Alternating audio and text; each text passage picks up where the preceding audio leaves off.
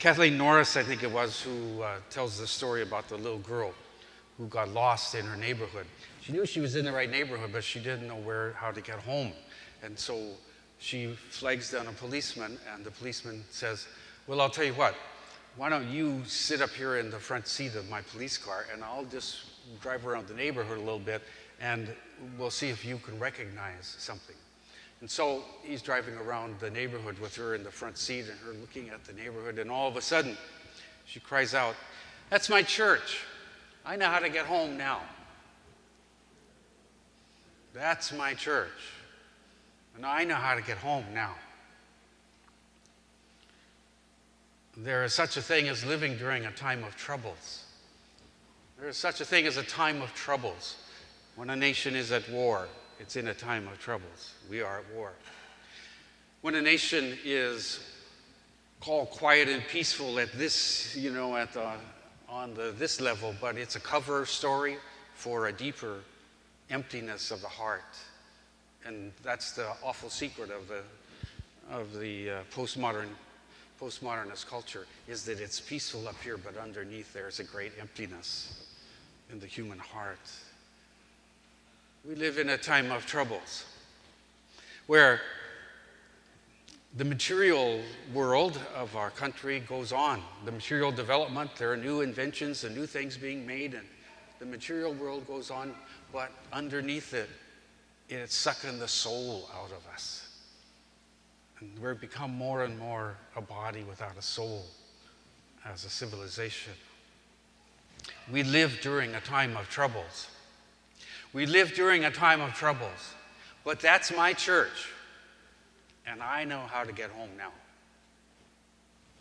That's what this time is. The other day, of course, you heard about DACA, the DACA decision, and then all of a sudden there's this outpouring. All the bishops of the United States come out with a document. The Jesuit and the head of all the American Jesuits come out with a document. 1,400 Catholic schools come out with a document, and our own 3 bishops release a document saying that if the Congress was actually to end this program, it would be an outpouring of meanness. It would not be an outpouring of charity and caring. And it calls them in strong terms to do real immigration reform, which the Catholic Church has had a plan for and been trying to get Congress to do for 20 years now. And I read it. I read the letter. You'll find it in the letter from our 3 bishops is in your. I read it and I said, that's my church. I know how to get home now. The other night we kicked off the campaign for the Catholic schools, for St. Patrick's Catholic schools. And I was in that room with all those people who've come there knowing that they're going to be asked to give money, to put something on the line, to put something on the line for the education of our children. And I remembered so many masses where our school children would come in, and you could tell that they were children who hadn't had the wonder in their hearts dulled and crushed. You could tell that they were children who had been encouraged to question and to wonder, because they have that kind of energy and ability to wonder and to dream and to go farther and I love seeing that, because I know there's something else in a time of troubles that can happen. In a time of troubles, there can be the kind of intellectual abuse of children where they're just called on to memorize facts and pass tests and memorize facts and pass tests. And that's intellectual abuse. And instead, what I see in those children who come in is the wonder is still alive.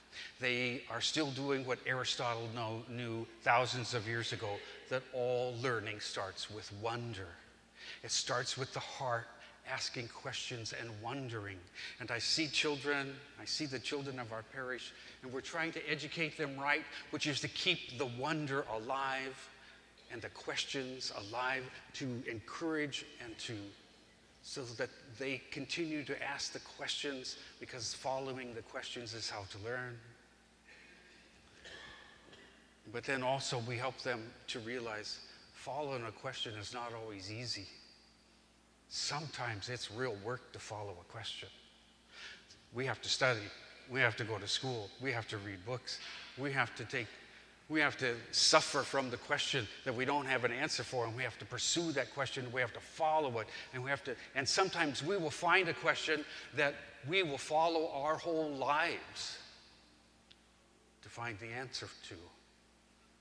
And it's a question then, if we find the answer to it, it could help humanity and not just us. And my heart is filled with joy when I see our children, and I can see both things.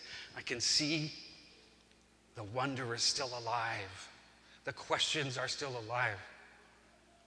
But then they also are learning to balance it with the fact that the questions are not always easy.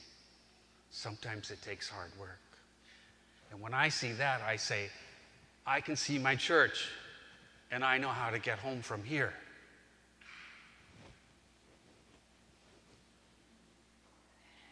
And then we're here at the liturgy. What's the liturgy all about? One way to understand what we're doing here today is that we are making alive once again the dangerous memory of Jesus. We're living in a world of troubles, and we come here and we make alive once again the dangerous memory of Jesus. And if we don't think it's dangerous, if we're not being bothered by the words of Jesus, we're not doing this right. This is a dangerous memory that we make alive every time we come here. If we are to listen, it's like the old spiritual master who said to the young priests who had just taken vows of celibacy, and he said, if you are finding that the vow of celibacy is easy, well, then you're not doing it right. Now, I thought that's not only true, but that's also funny. It's funnier than that. Come on now. You're not doing it right. Because if you're not being deeply human and feeling what it's like, then you're not doing it right. And so that's true of the words of Jesus. If we are not disturbed by the words of Jesus sometimes when we come here and they hit us and we realize I would have to transform my life if I was going to do that, and if we were going to be the community that Jesus calls it to, we'll have to be a transformed community that is different than the world out there, so that people can see us and go, there's my church. I was lost, but I know how to get home now. When I get with these people, I know how to get home now.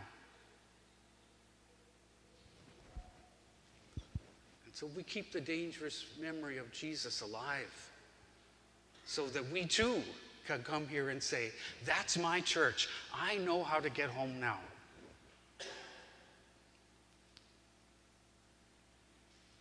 And we baptized children last night. We baptized two little children. And when we baptize a child, we're always brought face to face with the future of that child.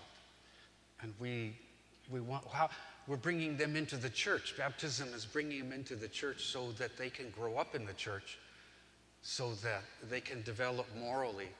And someday, even if they get lost, we know those little babies will be able to say someday, that's my church. I know how to get home from here. I know how to get home now.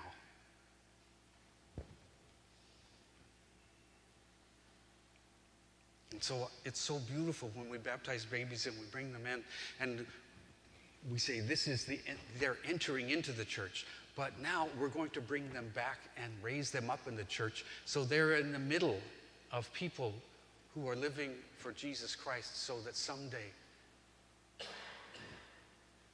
they're living with that.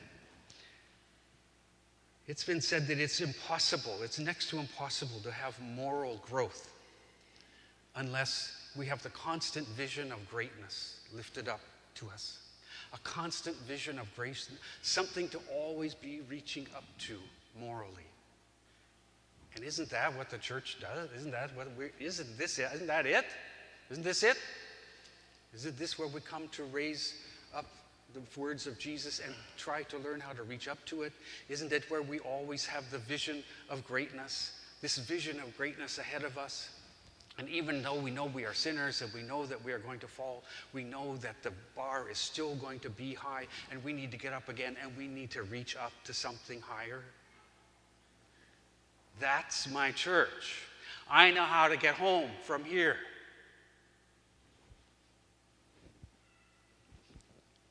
And I was looking over the priorities of our parish the other day. Radical welcoming, which is a great phrase, radical welcoming. To me, that means welcoming somebody to the church who will make me uncomfortable. To me, that means getting somebody to church who's not just like me, but who's different than me. And now I'll have to be a community in which that person makes me a little uncomfortable, because that probably calls me to something. Radical welcoming, ongoing education. The greatest prejudice against religion is thinking that religion is simple. It's just, I should just feel it in my heart and there it is, it's all there. I don't have to read, I don't have to study, I don't have to think about it hard, I don't have to struggle with questions. No. Nuclear physics is easy. Religion is hard. It's a lot harder than nuclear physics. So parish priorities of radical welcoming and ongoing learning and formation as Christians, continually growing as Christians, and then evangelization. And I look at those and I see there's something to reach up to. Because evangelization, anybody who knows anything about evangelization will tell you that there's always three parts to it. First of all, there's re-evangelization of the people who are going to evangelize. We're not going to do any evangelization unless we are re-evangelized. And then, once we have grasped the good news and embraced it, the dangerous memory of Jesus and how it calls us to change or transform our lives, then we can begin to do pre-evangelization and to move into relationship with people and bring them into the community and invite them into the relationship of love in the community. And then we can move to the exegesis, then we can move to catechesis, and we can ask them to go deeper in the faith. And I see those three priorities that our parish leadership has asked us to move into. And it looks challenging. But you know what? That's my church. And I know how to get home now, because those are three good and incredibly good things to reach up to and to begin to work with. This is our parish. And now we know how to get home.